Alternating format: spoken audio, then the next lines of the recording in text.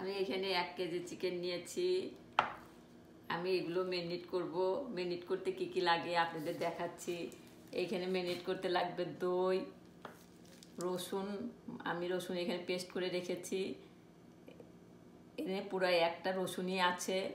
এখানে চিনি নিয়েছি আমি এখানে সল্ট নিয়েছি। আমি এগুলো দিয়ে এখন আমি এটাকে ম্যারিনেট করব। আমি ফার্স্টে এখানে 2 চামচ দই রেখেছি। 2 চামচ আমি এখানে দই দিয়েছি।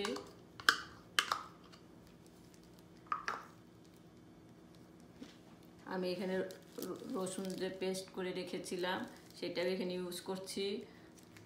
আমি এখানে সল্ট ইউজ করছি। এইখানে আমি চিনি আমি ইউজ করছি। আর আমি এই বেস্তা, শুকনো মরিচ আর গরম মশলা এগুলো আমি রান্নার সময় ইউজ করব।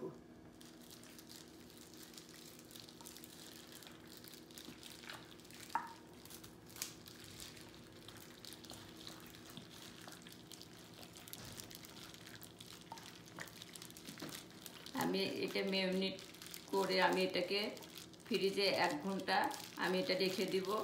তারপরে আমি এটাকে রান্না করব। এখানে অল্প করে একটু শুকনো মরিচ নিয়েছি। আপনারা আপনাদের পছন্দ মতো নেবেন। আমরা ঝাল কম খাই, সেজন্য আমি অল্প শুকনো মরিচ এখানে ইউজ করছি। আমি এখানে একটু পানি দিব, কি জন্য, নাহলে তেলের মধ্যে ছিটে উঠবে। এটাকে আমি এখন ভালো করে নেড়ে নেব।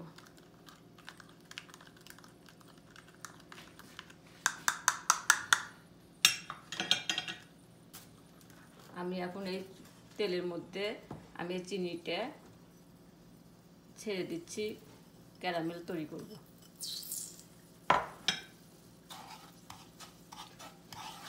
এটাকে আস্তে আস্তে নাড়তে হবে। এটা পুড়ে গেলে পরে এটা মানে তিক্ত হয়ে যাবে।